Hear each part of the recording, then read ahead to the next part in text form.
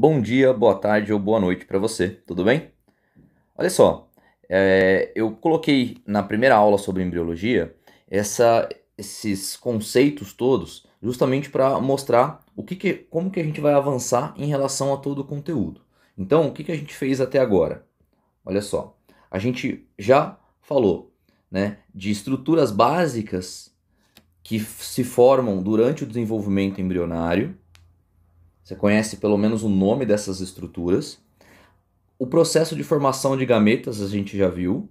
A gente viu como ele está relacionado também à meiose e as etapas que tem em cada uma das fases. A espermatogênese tem 4 fases, enquanto a ovulogênese tem 3. A gente viu também a estrutura dos gametas e a gente viu que essa estrutura está diretamente relacionada ao processo de fecundação, né, que é o encontro de gametas, e como que ele acontece foi mostrado também na aula passada.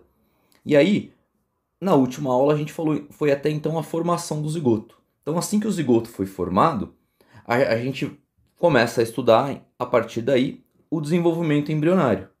E o desenvolvimento embrionário, então ele vai começar com essa célula ovo ou zigoto e que vai sofrer diversas divisões, e essas divisões nós vamos chamar de clivagens, como eu deixei mostrado aqui. Só um segundo, pronto. Aqui, as clivagens, como você pode ver aqui. Então as clivagens nada mais são do que divisões celulares, ou seja, mitoses. E essas mitoses que vão acontecer, elas vão depender dos tipos de ovos, ou seja, qual é o ser vivo que a gente está falando. Se a gente está falando do ser humano, esse vai ser o nosso foco, inclusive. Como que acontecem as divisões dessas primeiras células e qual é o nome que a gente dá para elas. E qual é a diferença dessas divisões para um anfíbio, para uma ave, para um inseto? Então, como existem diferenças, essas diferenças são determinadas de acordo com a distribuição do vitelo. E o vitelo nada mais é do que uma reserva energética presente nos zigotos, né, nos ovos dos seres vivos, dos animais. Então, esse vitelo que vai determinar como vai acontecer o tipo de segmentação, ou seja, como vai acontecer as divisões celulares. Então, é isso que a gente vai estudar hoje. Especificamente, esses conceitos aqui, ó. Tá? E aí, a próxima aula nossa, a gente vai ver sobre essas fases do desenvolvimento embrionário, vai falar de alguns conceitos relacionados a ele, e para finalizar, numa segunda aula, a gente vai ver os anexos embrionários e o processo da organogênese. Então, a partir desse momento, depois que a gente finalizar esse conteúdo, a gente vai entrar em genética, portanto daqui a umas 2 aulas, e aí entrando em genética, a gente vai ficar em genética até o final do ano, né? Até acabar a aula, a gente vai fazer alguma revisão, trabalhar alguns outros conceitos, mas finalizando isso, que é esse tema de embriologia, a gente vai ficar só em genética mesmo, tá bom? Então, se tiver dúvidas, aproveita essa e as outras 2 aulas sobre embriologia ainda para esclarecê-las, tudo bem? Então, vamos para a nossa lousa de hoje. Aqui está, ó. Nós vamos falar sobre tipos de ovos e tipos de segmentação, que são determinadas, portanto, pelos tipos de ovos. Então, primeiro que a gente tem que deixar bem claro aqui é o que é o vitelo. O vitelo nada mais é do que uma substância nutritiva. Ele serve de reserva energética dos ovos e, portanto, ele contém proteínas, contém lecitina e contém colesterol. Então, esses são os principais ingredientes presentes no vitelo, que, na verdade, em outras palavras, o vitelo são vesículas que têm no interior das células que contêm um monte dessas substâncias. Então, cada uma das bolinhas amarelas que você vai enxergar aqui, ó, nesses ovos, ó, são justamente esses grânulos que a gente chama de vitelo, ou em outras palavras, são pequenas vesículas, pequenas concentrações dessas substâncias e que vai variar de acordo com o tipo de animal que a gente está analisando. Então, aqui a gente entra com diversos nomes, existem sinônimos, então eu vou trabalhar alguns conceitos aqui, então vale a pena a gente memorizar quais são essas palavras, esses termos, e como eles podem ser relacionados à divisão da célula, como eles podem se relacionar à divisão que vai acontecer ao longo do embrião.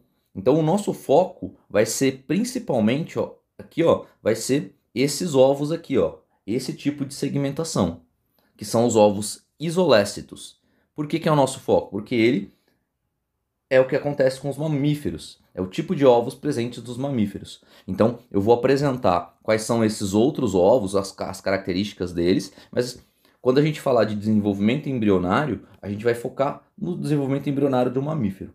Mas eu apenas vou mostrar o que existe aí, como acontece no desenvolvimento embrionário de outros seres vivos também.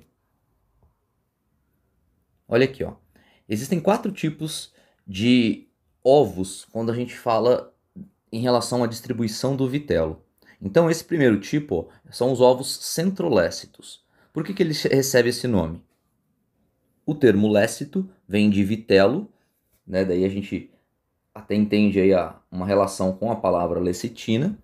E centrolécido significa que esse vitelo ele é acumulado no centro da célula. Então, como você pode ver aqui, ó, em volta nós temos o citoplasma da célula e no interior, mais ao redor do núcleo, melhor dizendo, nós temos esses grãos de vitelo acumulado. Por que isso vai acontecer? Justamente porque são eles que vão fornecer os nutrientes para que haja as divisões celulares. Então, essas divisões, você vai perceber que elas não vão acontecer como a gente está acostumado a ver, que uma célula se divide por inteiro em duas. O que você vai perceber aqui é que vai haver a divisão do núcleo. Então esse núcleo aqui, futuramente, ele vai se dividir em 2, depois vai se dividir em 4.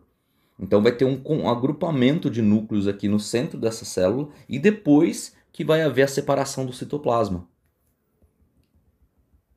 Então, nesses ovos centrolécitos, ó, o vitelo ele fica localizado na região central da célula, ou seja, ao redor do núcleo, e ele é encontrado em artrópodes, tá bom?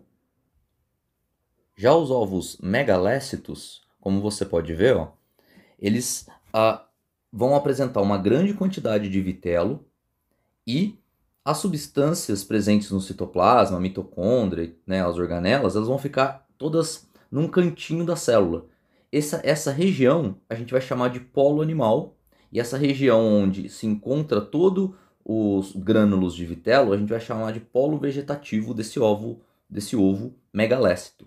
Ele também pode ser chamado de ovo telolécito, justamente porque telo significa ponta. Então significa que o vitelo ele fica numa ponta, numa região da célula, e enquanto que o núcleo e todo o resto do citoplasma vai ficar num outro polo da célula. E existe um nome para essa região onde o núcleo e as organelas celulares ficam presentes nesse ovo, que é chamado de cicatrícula ou disco germinativo. Então, quando você olha esse ovo, você pensa sobre ele, ele está presente em moluscos, no caso de cefalópodes, em peixes, em répteis, em aves e em mamíferos ovíparos, tá? Como, por exemplo, o ornitorrinco. Agora nós temos os ovos heterolécitos. Como o próprio nome diz, né, hétero significa diferente. Então tem diferente quantidade de vitelo ao longo de todo o zigoto.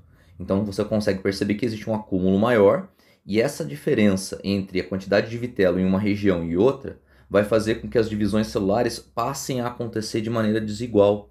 Por quê? Porque inicialmente essa célula vai se dividir em duas aqui. Depois, cada uma das células geradas, que nós chamaremos de blastômeros, que também será mencionado depois, ela vai ter o seu núcleo, certo?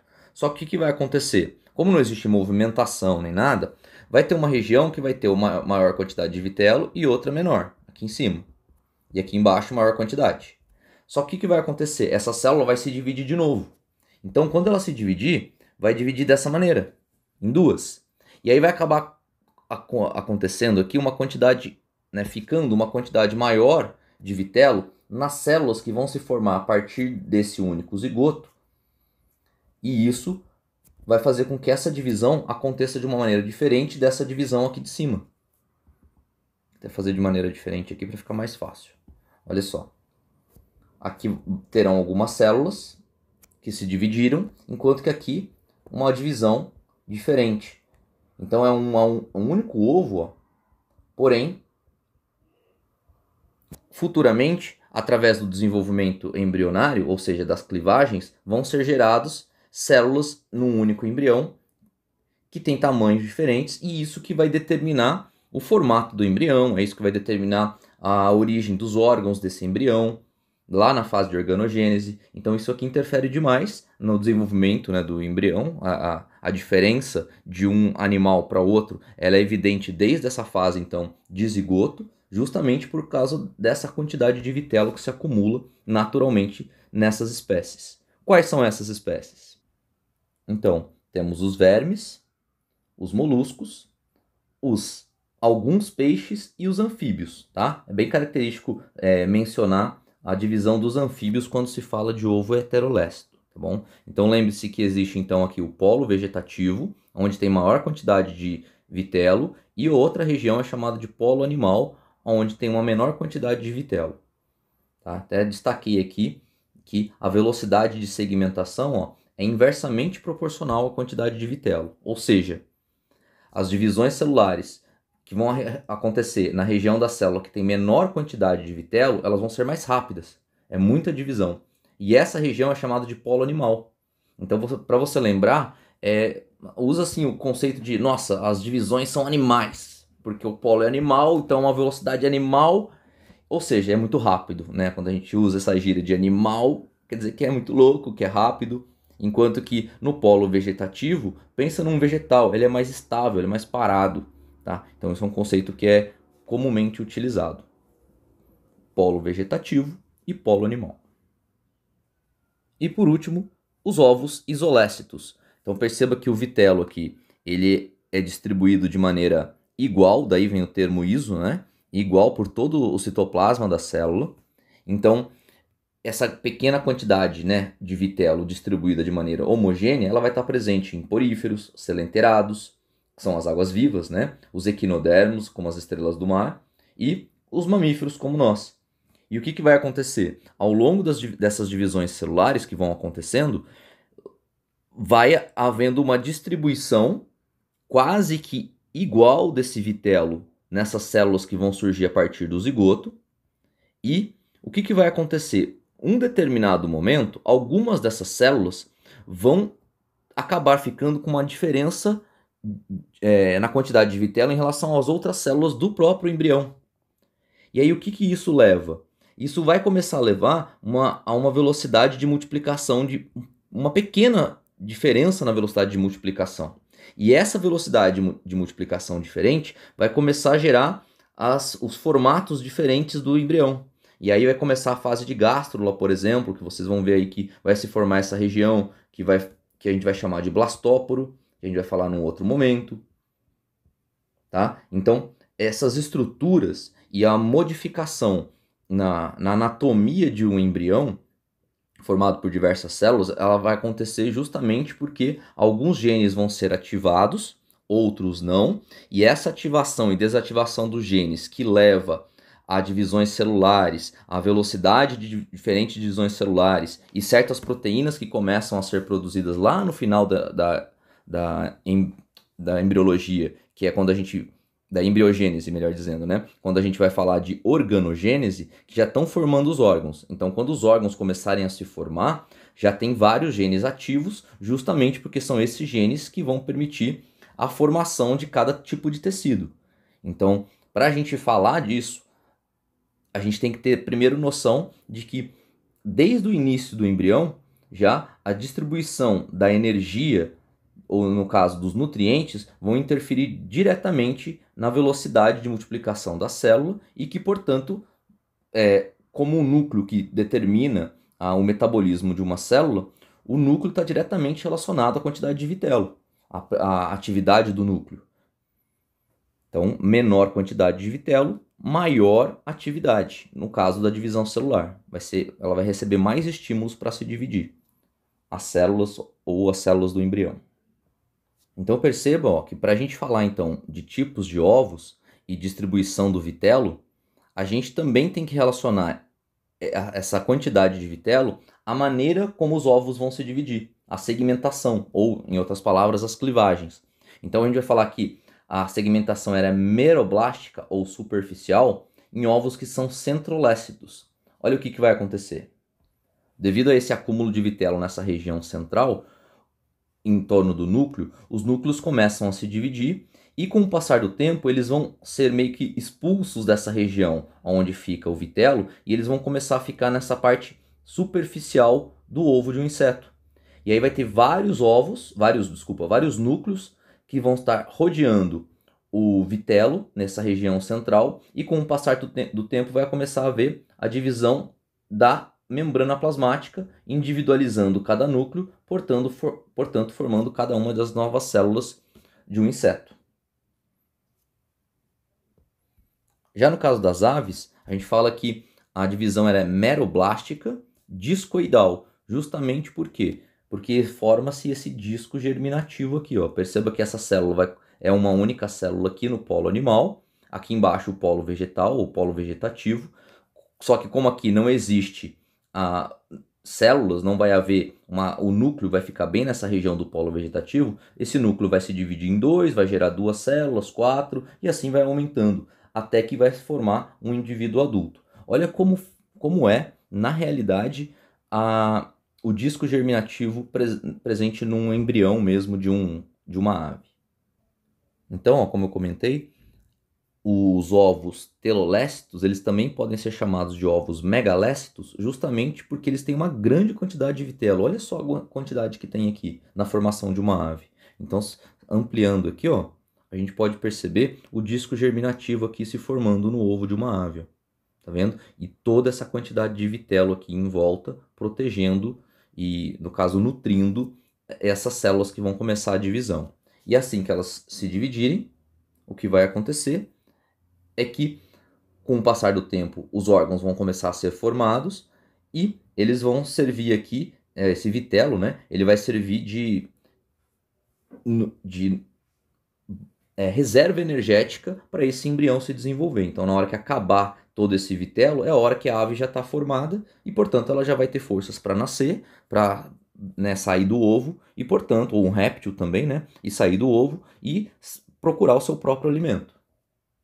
Isso que vai estimular o nascimento de uma ave, né? E olha aí como é que vai ficar uma ave aqui que não conseguiu se desenvolver, mas ela estava consumindo esse vitelo aí. Então perceba a quantidade de ramificações de vasos sanguíneos justamente para conseguir absorver esses nutrientes durante o desenvolvimento embrionário. Então, nos ovos heterolécitos, ou também chamados de mediolécitos, justamente hétero porque tem uma quantidade diferente de vitelo em relação à distribuição, né?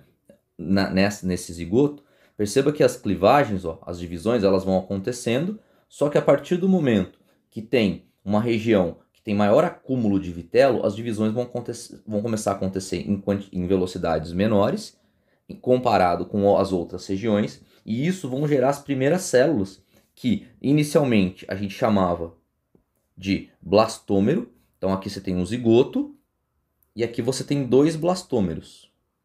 Aqui você já tem, não dá para ver aqui, né? Se você olhasse de cima, seriam 4 blastômeros ali que a gente poderia perceber, visto de cima. E depois as células vão se dividindo. Então esses blastômeros que têm tamanhos menores, eles vão ser chamados de micrômeros, e os blastômeros de tamanhos grandes, justamente porque tem grande quantidade de vitelo nele, vão ser chamados de macrômeros. E você vai perceber, ó, que o ovo ou o zigoto, ele acaba tendo o mesmo tamanho de todo esse conjunto de células. Então perceba que aqui a célula não tem tempo de crescer. Elas vão se dividindo e vai chegar uma hora que mais de 60 células, 64, 100 células vão ter praticamente o mesmo tamanho de um único zigoto. E só depois que estacionar o período de divisão acelerada que vai acontecer nesses primeiros momentos, quando começar lá na organogênese, que as células vão conseguir se desenvolver e aí elas vão começar a aumentar de volume, justamente para gerar os tipos de tecidos específicos aí de cada organismo. Então, no caso de ovos mediolécitos ou heterolécitos, a gente fala que essa divisão ela é holoblástica e desigual. Holo vem de todo, né? Blástica tem a ver com blastômero e desigual justamente porque existe uma quantidade uma divisão diferente entre uma região e outra, entre um polo e outro da célula. Finalizando, então, temos a divisão holoblástica por igual, que vai acontecer em ovos isolécitos, que, portanto, tem uma quantidade igual de vitelo distribuída, só que, tanto nos equinodermos quanto nós, mamíferos, que temos essa quantidade, esses ovos isolécitos, eles também podem ser chamados, né, de ovos oligolésticos. Oligo tem a ver com pouco. Então a gente tem uma pequena quantidade, uma pouca quantidade ou média quantidade de vitelo comparado com o vitelo de uma ave, por exemplo, que tem uma quantidade muito maior. Por quê? Porque a ave ou um réptil, eles vão precisar de todo esse vitelo durante todo o seu desenvolvimento embrionário. Enquanto que nós, mamíferos, por exemplo, já temos adaptações como o cordão umbilical e outros anexos embrionários que vão conseguir fornecer nutrientes para o nosso embrião, enquanto a gente está se desenvolvendo. Então, por mais que diminua o vitelo, com o passar do tempo, já que ele é pouco, a gente acaba tendo nutrientes a partir de outras fontes. Então, isso vai acontecer com esses ovos chamados de oligolésticos ou isolésticos, e como ele está distribuído de maneira igual, os blastômeros têm tamanhos iguais, tá? Então é isso, ó. O zigoto, ele vai sofrer a primeira clivagem, vai gerar os blastômeros, no nosso caso, blastômeros que têm tamanhos iguais, e esses blastômeros, com o passar do tempo, em grande quantidade, vão ser chamados de mórula, e aqui você consegue perceber os grãos de vitelo presentes em cada ovo aqui, né, em cada célula, ou melhor dizendo, em cada blastômero, que faz parte de toda essa estrutura que a gente vai chamar de embrião, tá? E aí, depois da fase de mórula, tem a fase de blástula, depois gástrula, depois neurula, mas isso é assunto da próxima aula, onde a gente vai detalhar algumas coisas importantes de cada uma dessas estruturas. Tudo bem? Então, ficamos por aqui. Espero que tenha sido claro e bons estudos. Até a próxima aula.